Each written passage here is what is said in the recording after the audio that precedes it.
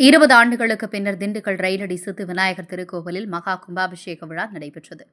திண்டுக்கல் ரயில் நிலையம் அருகே உள்ளது சித்தி விநாயகர் திருக்கோவில். கடந்த 2005ஆம் ஆண்டு கும்பாபிஷேகம் நடைபெற்றது. இந்நிலையில் 20 ஆண்டுகளுக்கு பின்னர் கோவில் கும்பாபிஷேகம் நடத்துவது என முடிவு செய்யப்பட்டது. இதையடுத்து கோவில் மற்றும் கோபுரம் திருப்பணிகள் நிறைவு பெற்று கும்பாபிஷேக விழா நடைபெற்றது.